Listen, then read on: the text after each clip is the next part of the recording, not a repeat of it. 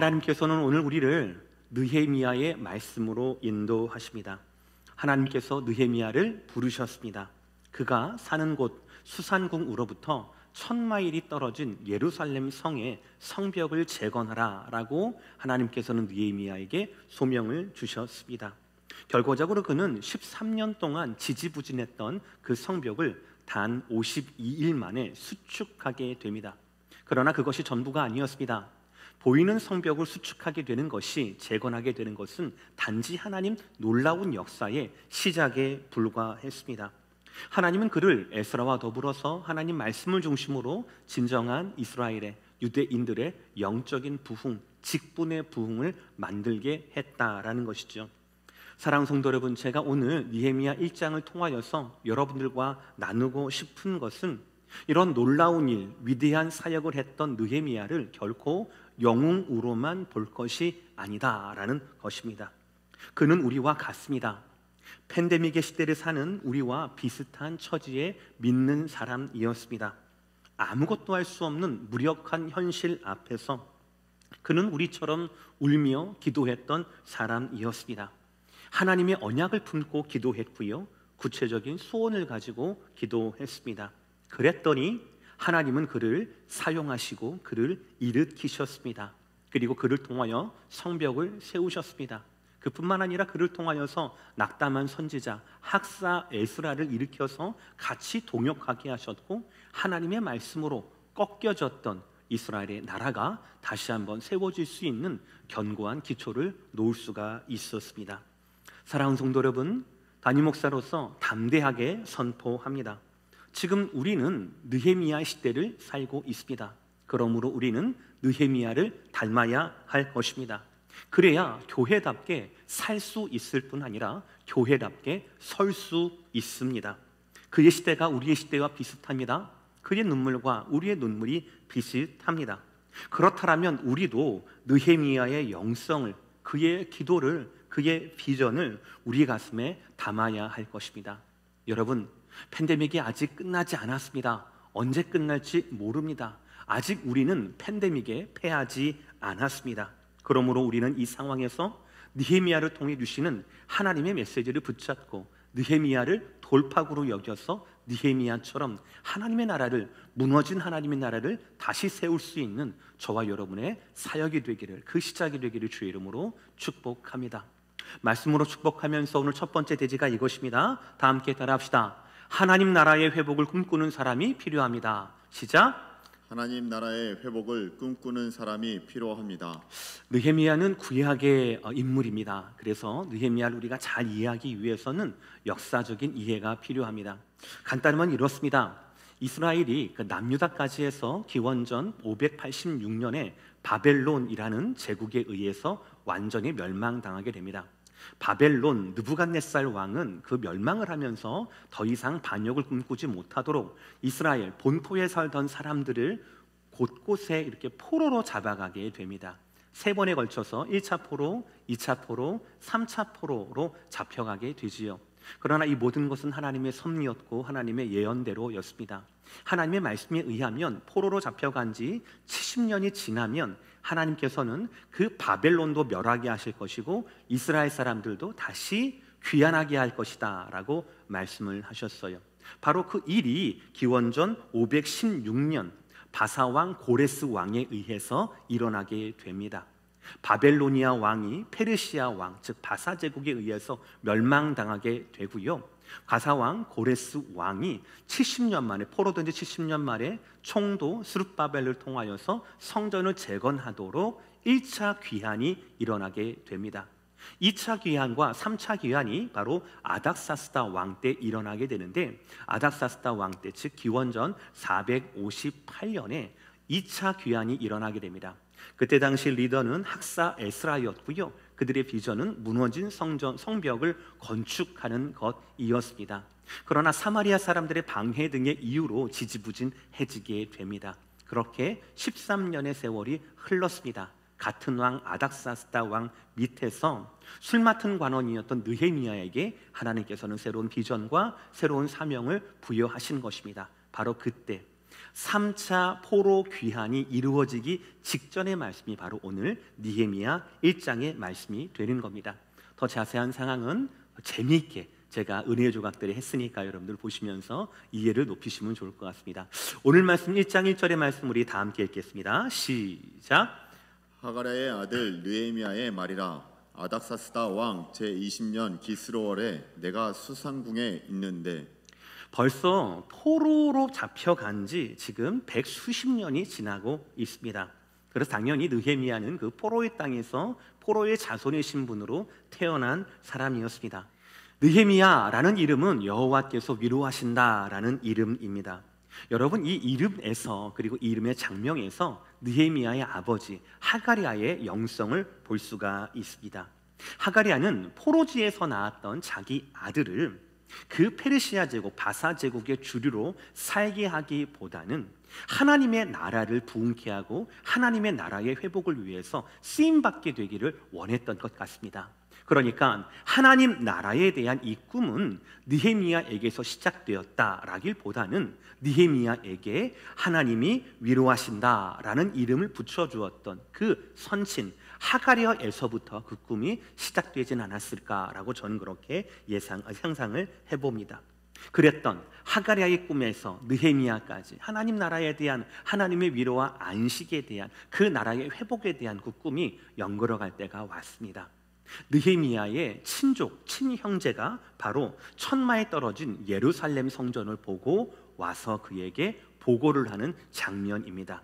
오늘 보면 1장 2절 제가 있습니다. 내 형제들 가운데 하나인 하나니가 두어 사람과 함께 유다에서 내게 이를 얻기로 내가 그 사로잡힘을 면하고 남아있는 유다와 예루살렘 사람들의 형편을 물은즉이라고 되어 있어요. 여기에서 동사가 두 가지가 나오는데 내 형제들이 나한테 왔다라는 것이고요, 내가 그들에게 물었다라는 겁니다. 근데 이 두 가지 동사, 나에게 온 순간과 그리고 내가 물은 이 순간, 이 사이에 시간 차이가 없습니다. 쉽게 말해서 천마일 떨어진 곳에서 친형제가 그것을 보고 와서 보고를 하는데, 오자마자 짐도 풀기 전에 내가 물어본 겁니다. 다그치듯이 물어본 거예요. 무엇을 물어봤습니까? 내가 그 사로잡힘을 면하고 남아있는 유다와 예루살렘 사람들의 형편을 물은즉이라고 되어 있습니다. 저기에서 사로잡힘을 면하고 남아있는 이라고 하는 것은 바로 뭐냐면 포로가 되지 아니하였던 사람이 아닙니다. 그 사람들이 아니라 포로가 되었다가 1차, 2차 귀환으로 말미암아 사로잡힘, 이 포로를 면하고 유다와 예루살렘으로 갔던 1차 귀환자들, 그리고 2차 귀환자들의 형편을 물었던 겁니다. 그들은 이 땅을 꿈꾸는 것이 아니라 하나님 나라를 꿈꾸던 사람이었습니다. 그들의 꿈은 더 오래도록 이 고위 관직인 왕의 술관원에 머무는 것이 아니었습니다. 그들의 꿈은 하나님 나라의 회복이 있었어요. 그 꿈이 가득했던 겁니다. 하나님의 말씀대로, 선지자의 말씀대로, 이사야, 에레미야, 다니엘의 말씀대로 하나님께서 그 예루살렘을 언제 회복하실까? 하나님께서 그 예루살렘의 남은 자들을 언제 영적으로 육적으로 회복하게 하실까? 그 남은 자들을 통하여서, 예루살렘 성을 통하여서 하나님이 어떻게 일을 하실까? 이것이 너무나 궁금했던 거예요. 그래서 자기 형제가 1000마일을 뚫고 오는 그 여행 가운데 숨도 쉬지 않고 어떻게 됐어? 라고 물어봤던 거예요.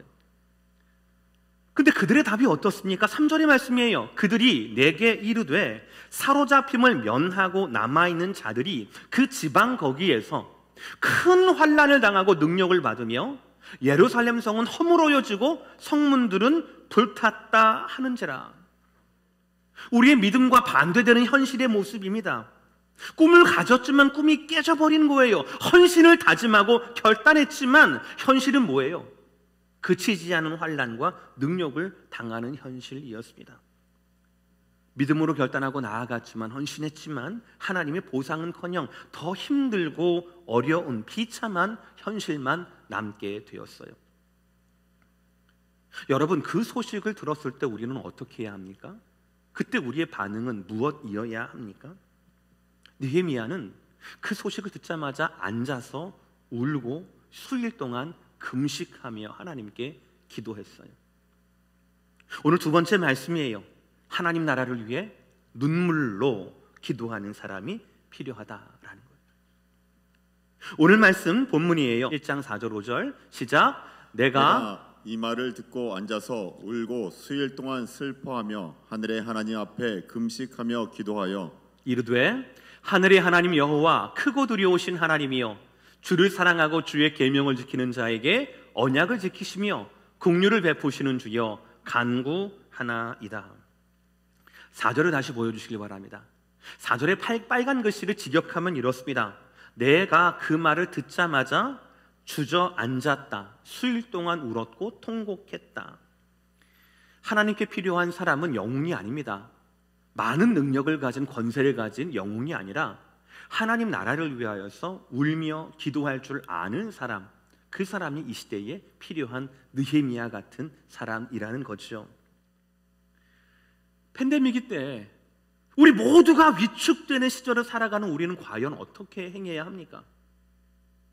건강도 마찬가지고 경제적으로 마찬가지고 관계도 마찬가지고 특별히 미국에 살고 있으니까 신분이 미비된 분들은요 뭐 도대체 어떻게 할 수가 없는 거예요. 구제 신청을 낼 수도 없고요 구제금을 기대할 수도 없고 아무것도 할 수 있는 게 팔다리가 다 잘린 그런 상황 아니겠습니까?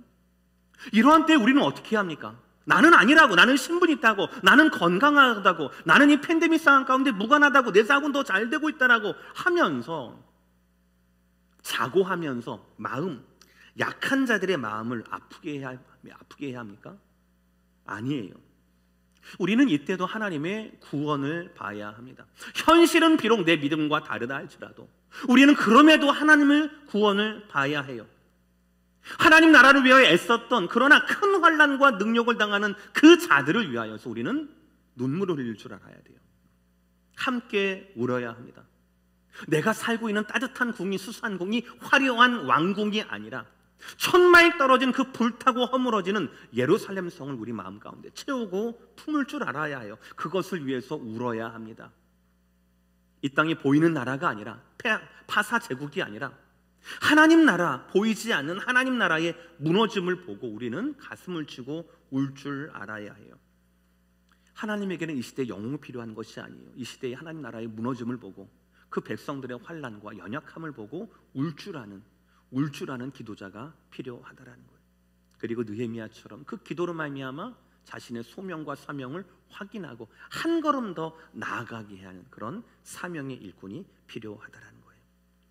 그래서 세 번째, 우리는 하나님 나라를 향해 사명 감당하는 사람이 필요하다라는 것이죠.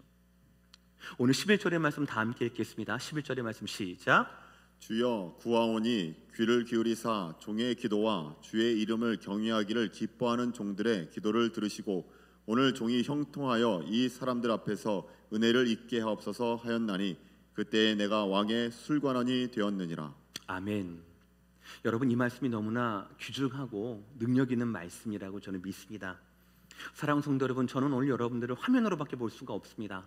그러나 예배의 영으로 하나 되게 하신 하나님께서 우리와 함께 하심을 믿습니다.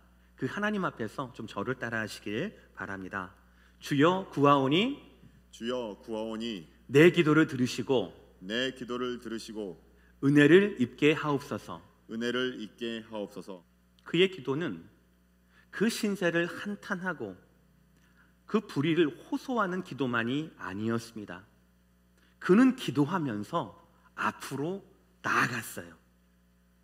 이게 중요해요. 기도하면서 하나님 왜 그러셨어요? 하나님 그러려면 왜 1차를 보내셨습니까? 왜 2차 포로 귀환자들을 보내셨습니까? 그러려면 왜 학사 에스라 사용하셨어요? 하나님 이렇게 하려고 우리를 부르시는 겁니까? 라고 하면서 되돌아가지 않고 앞으로 나아갔다라는 거예요. 이게 굉장히 중요한 인사이트입니다. 그의 기도는 사명을 발견하게 했고 하나님 나라를 위한 꿈을 이루게 하는 기도였습니다. 그러므로 우리는 그의 기도를 잘 배워야 합니다. 특히 그의 기도를 배워서 느헤미야의 기도가 내 기도가, 그의 사역이 내 사역의 원리가 되어야 한다는 거죠. 세 가지가 있습니다. 첫 번째, 그는 말씀을 붙들고 기도했다라는 거예요. 따라합시다. 말씀을 붙들고 기도합시다. 근데 여러분, 이건 너무나 당연한 이야기예요. 상식적인 이야기입니다. 그러나 너무나 어려운 원리입니다. 여러분, 말씀 붙들고 기도해 보셨습니까? 말씀 붙들고 기도하면 편안하시던가요? 아니면 불편하시던가요? 편안했으면 아무 생각 없이 기도하는 거예요. 그거 말씀 붙들고 기도한 게 아니에요. 말씀 붙들고 기도하면 굉장히 불편해야 합니다. 왜냐하면 하나님의 뜻과 우리의 뜻이 다르거든요. 나는 자꾸 내 욕망을 위해서 기도해요. 내 필요를 위해서 기도해요. 근데 말씀에 내 필요는 없거든요. 말씀에서는 뭐라고 합니까? 자기를 부인하라고 얘기해요. 자기를 버리라고 이야기합니다. 다음 주 주일 말씀이기도 한데요, 말씀대로 기도한다라고 하는 것은 내 욕망을 죽이는 거예요. 나를 죽이는 거예요. 내가 더 섬기겠다라고, 내가 다른 사람을 위해서 썩어지는 미라를 되겠다라고 말하는 것이, 그렇게 다짐하는 것이, 구체적으로 결단하는 것이 바로 말씀대로 기도하는 거예요. 그러니까 말씀대로 기도하면서 우리가 편안하면, 즐거우면 안 되는 거예요. 성령의 충만함으로 말미암아 그 결과가 즐거울 수는 있어요. 결과가 평안으로 우리의 생각과 우리의 마음을 지키시는 하나님의 평강이 우리 기도의 결과가 될 수는 있습니다. 그러나 그 과정은 결코 순탄치 않다라는 거예요. 느헤미야 기도의 흐름을 보세요. 3절에서 하나님의 보고를 받습니다. 그리고 난 다음에 4절에서는 바로 앉아 울고 금식하며 기도했어요. 그때 느헤미야 기도의 첫 마디가 무엇이었습니까? 1장 5절을 보세요. 1장 5절을 보시면 이렇게 말해요. 이르되 하늘의 하나님 여호와 크고 두려우신 하나님이여라고 말하고 있어요. 그가 불렀던 하나님이 어떤 하나님입니까? 하늘의 하나님 여호와예요. 지금 느헤미야는 땅의 소식 때문에, 땅의 예루살렘의 소식 때문에, 그 땅의 남은 자들 때문에 반응하고 있잖아요. 그 반응이 울며 기도하고 수일 동안 밤낮으로 기도하는 건 아니었습니까? 그러나 그가 간구한 하나님은 땅의 하나님이 아니에요. 하늘의 하나님이에요. 하늘의 하나님이라는 건 바로 뭐냐면 천지를 창조하신, 천지의 주관자가 되시는 그 하나님이라는 거예요. 그 하늘의 하나님께서 이 땅의 예루살렘과 이 땅의 예루살렘의 백성들을 고칠 것이다 라고 하는, 하늘과 땅을 초월한, 즉 공간을 초월한 하나님을 노래하고 부르고 붙들고 있다라는 거예요. 1장 8절, 옛적에 주께서 주의 종 모세에게 명령에게 이르시되라고. 옛적은 수천 년 전의 일이에요. 모세 수천 년 전의 인물입니다. 아주 까마득한 세월이지만 느헤미야는 지금 모세를 통하여서, 모세의 율법을 통하여서 수천 년 지난, 즉 시간을 초월한 하나님을 붙들고 있는 거예요. 공간을 초월해서 말씀하시는 하나님, 시간을 초월해서 말씀하시고 언약을 주셨던 그 하나님을 붙들고, 느헤미야는 시간과 공간을 초월한 그 하나님을 붙들고 하늘의 하나님, 옛적에 모세에게 말씀하신 그 하나님이라고 붙으면서 그 말씀, 수천 년이 지나도 멈추지 않고 변하지 않는 그 말씀을 붙들고 지금 기도하고 있는 거예요. 느헤미야 기도를 보면 이상한 게 있어요. 그는 이 땅의 지도자들을 원망하지 않습니다. 1차 지도자 스룹바벨 총독을 원망하지 않습니다. 2차 지도자 학사 에스라를, 하나님 왜 이렇게 그 사람이 이렇게 많이 알지는 모르겠지만 리더십이 부족합니까? 성벽 그거 뭐야, 그게 뭐라고 그것도 하나 못합니까? 이렇게 원망하지 않았어요. 또 대적들을 탓하지도 않았습니다. 실질적으로는 학사 에스라가 13년 전에 가가지고 성벽을 건축할 때에 방해했던 사람들이 있었거든요. 사마리아 사람들. 하나님 대적들을 없애주시옵시고 이렇게 기도하지 않았어요. 하나님 리더들이 왜 이렇게 리더십이 없습니까? 라고 리더들을 탓하지도 않았고 대적들을 탓하지도 않았다고요.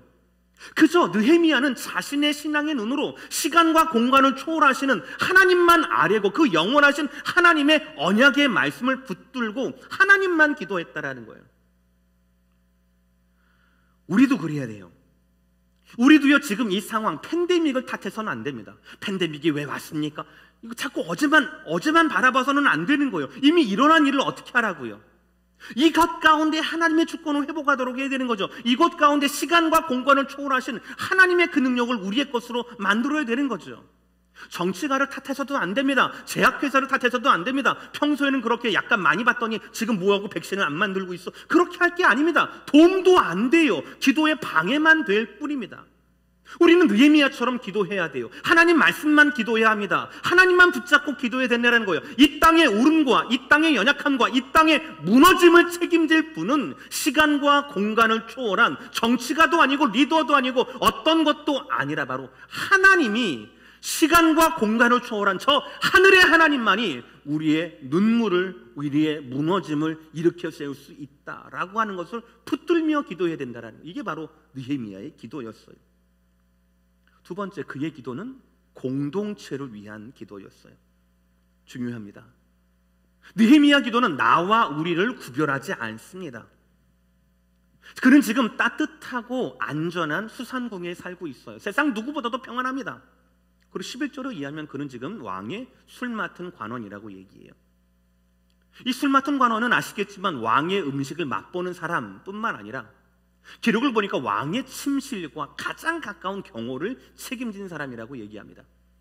페르시아 제국 어느 때에는요, 이 술 맡은 관원이 총군사령관보다도 더 입김이 셌다라고 이야기를 하고 있어요. 그러나 그 대단했던 그의 기도를 보세요. 1장 6절의 말씀 다 함께 시작. 이제 종이 주의 종들이 이스라엘 자손을 위하여 주야로 기도하오며 우리 이스라엘 자손이 주께 범죄한 죄들을 자복하오니 주는 귀를 기울이시며 눈을 여시사 종의 기도를 들으시옵소서. 나와 내 아버지의 집이 범죄하여.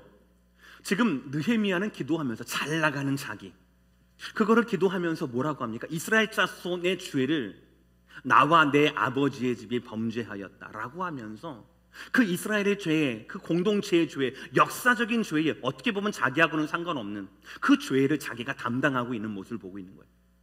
자기가 그것을 짊어지고 있는 겁니다.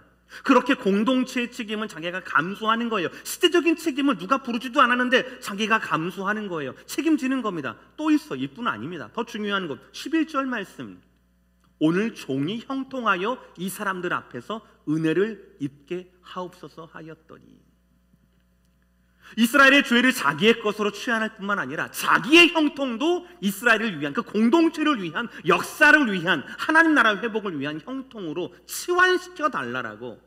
내 형통이, 저기서 말하는 이 사람들은 바로 누구냐면 느부갓네살 왕을, 아닥사스다 왕을 비롯한 실권을 가진 사람들이었어요. 그 사람들 앞에서 은혜를 얻게 해서 느헤미야 2장을 보면 실질적으로 그 성벽을 다시 재건할 수 있게 해달라고 하는 기도가 바로 이 느헤미야의 기도였어요. 그러니까 지금 이 느헤미야는요, 공동체의 어려움과 눈물과 죄를 자신의 어려움과 눈물과 죄로 눈물을 흘리며 기도하고 있는 거고요, 자기가 당한 형통을요 공동체를 위한 은혜의 도구가 되게 해달라고 그렇게 기도하는 거예요. 여러분, 바로 여기에서 이 부분에서 사명이 나오게 되는 거예요. 자신만을 위해 사는 사람들은 사명의 길이 보이지 않습니다. 하나님이 그 사명을 맡겨주지 않으세요. 반드시 그렇습니다. 자기를 위해 사는 사람, 자신만을 위해 사는 사람은요 남의 죄와 자신의 죄를 끊어버려요. 바리새인들처럼. 나의 형통은 나를 위한 거라고 생각합니다. 남의 형통도 내가 이용할 수 있으면 이용하려고 하는 겁니다. 그런 사람에게 있어서 하나님은 사명을 맡기지 않습니다. 이스라엘의 죄를 자신의 죄인 것처럼, 자신의 형통을 이스라엘의 회복을 위한 형통인 것처럼 해석하는 이 은혜가 필요하다라는 거예요. 저는 기도하기를 우리 교회에도 이 은혜가 충만해야 한다라고 그렇게 기도합니다. 그래야 지금 눈물 흘리는 분들의 눈물을, 아픔 당하는 분들의 아픔을, 흐릿해져 버린 하나님의 나라와 그 공동체, 구원의 공동체를 향한 그 비전을 다시 한번 우리가 선명하게 세울 수 있을 거 아니에요. 지금 2020년 7월 26일뿐만 아니라 10년 뒤 우리 교회, 20년 뒤 우리 교회와 우리 교회의 예배 사역과 그리고 우리 교회를 통한 사역이 어떻게 될 것인가. 지금 눈물 흘리지 않으면, 지금 그 죄와 그 모든 부담을 나의 것으로 여기지 않으면, 지금 나의 형통을 그 은혜를 위한 도구로 여기지 않는다라면 하나님이 그 사람에게 그런 사명을 주시겠냐고요. 사명과 비전이 없는 공동체가 어떤 소망이 있겠습니까? 없다라는 거예요. 느헤미야는 공동체를 위해 기도하던 사람이에요. 공동체를 위하여서 무엇이라도, 자기의 형통이라도 공동체를 위한 은혜의 도구로 쓰게 해달라고 기도했던 사람이 바로 느헤미야였고, 바로 거기에서 사명의 길이 열렸다라는 거예요. 공동체를 위해 기도하는 사람이 그 역사적인 짐을 자기의 것으로 부담으로 안고 있는 사람에게 하나님께서 사명의 길을 열어주셨다라면, 느헤미야 사명의 원리는 바로 마지막 세 번째에 있습니다. 바로 느헤미야의 기도는 지속적인 기도였다라는 거예요. 저는 이것이 가장 중요한 느헤미야의 사역의 원리라고 생각합니다. 그는 계속 기도했습니다. 그리고 기도하면서 늘 지혜를 구했습니다. 그는 결코 서둘지 않았습니다. 그의 사역은 기도하면서 하나님의 섭리를 기다리는 사역이었어요. 1장 4절, 내가 이 말을 듣고 성이 무너지고 사람들이 환란이 있었다는 이 말을 듣고 수일 동안 슬퍼하며 라고 얘기합니다. 이어서 그는 주야로 기도하였습니다. 1장 6절 주야로 기도하오며. 그러나 그는 감정에 스스로의 의로움 가운데 매몰되지 않았어요. 휘둘리지 않았습니다. 그는요, 이 성벽 재건이라고 하는 자기 사명과 비전의 이 실마리를 가진 사람, 유일한 사람 아닥사스다 왕을 찾아가지 않았어요. 그 왕이 자기를 기다릴 때까지, 부를 때까지 그는 기다립니다. 2장 1절을 보시면 아닥사스다 왕 제20년 니산 월해라고 되어 있거든요. 아까 전에 1장 1절 기슬을 월에서 이 니산 월까지는 4개월이 걸려. 그러니까 4개월 동안 기다리는 거예요. 느헤미야는 4개월 동안 통곡한 겁니다. 4개월 동안 그 불같은, 불 끓는 듯한 그런 열정을 가지고 하나님의 응답을 기다렸던 거예요. 그래서 결국 보였던 왕의 호의적인 태도, 야, 네 표정이 왜 그러니? 이 말이잖아요. 왕의 이 호의적인 태도는 그가 기다렸던 하나님의 응답이었어요. 그러나 중요한 건 여기 있어요. 그 짧은 과정에도, 그 순간에도 그는 기도하며 하나님의 섭리를 기다렸던 그의 태도를 버리지 않아요. 오히려 2장 4절 다 함께 읽겠습니다. 왕이 내게 이르시되 그러면 내가 무엇을 원하느냐 하시기로 내가 곧 똑같아요. 아까하고 하늘의 하나님께, 시간과 공간을 초월하신 그 하늘의 하나님께 묵도했다. 4개월 동안 이렇게 머리 좋은 출세한 사람, 이렇게 지혜로운 느헤미야가 얼마나 많은 플랜을 가질 수 있을까요? 내가 할 수 있는 것이 무엇이며 내가 이걸 하기 위해서는 왕의 무엇이 필요하고 왕의 장점과 성격을 잘 아니까 도저히 거절할 수 없는 어떤 딜이나 어떤 그런 오퍼를 왕에게 줄 수 있을 거 아니겠습니까? 그런 계획이 착착착착 생겼지 않겠습니까? 예, 그렇다면 왕이시여 라고 하면서 그러나 그 짧은 순간에도 왕의 눈치를 보기보다 하늘의 하나님 앞에 묵도했다라는 거예요. 사랑하는 성도 여러분, 우리는 이 느헤미야 같은 믿음과 지혜가 필요합니다. 믿음과 지혜의 이 절묘한 균형점이 있는 그런 리더가 필요합니다. 약한 자들을 위해서는 한없이 울어주고요, 그리고 왕 앞에서는요 지혜롭게 행하고요, 언제나 하늘의 하나님을 의식하는 그의 영성과 태도가 너무나 귀한 거예요. 끓어오르는 이 감정과 열정을 4개월 동안 부여잡고 왕을 통한 하나님의 인도하심과 섭리를 기다렸던 느헤미야의 믿음과 지혜, 저는 이것이 결국 느헤미야의 놀라운 사역을 일으켰다라고 그렇게 믿습니다. 오늘 말씀 마무리해요. 사랑하는 성도 여러분, 이처럼 지금은 영웅을 필요로 하는 시대가 아닙니다. 느헤미야 같은 사람을 필요로 합니다. 느헤미야처럼 하나님 나라를 꿈꿀 줄 아는 사람이 필요합니다. 눈물을 흘리며 무릎 꿇고 기도할 줄 아는 사람이 필요합니다. 자기 모든 것을 걸고라도 그 역사 의식을 가지고 복음에 대한 채무 의식을 가질 뿐만 아니라 믿음과 지혜의 균형으로 자기의 사역과 사명을 감당할 줄 아는 사람이 필요한 겁니다. 제가 믿기로는 우리 인생의 하이라이트는 바로 이 사명에 있다라고 생각합니다. 이 사명을 잘 감당하셔서 느헤미야처럼 무너진 성벽을 고치고 무뎌진 영적 부흥을 다시 가져오시는 우리 모두가 되시기를 주의 이름으로 축복합니다.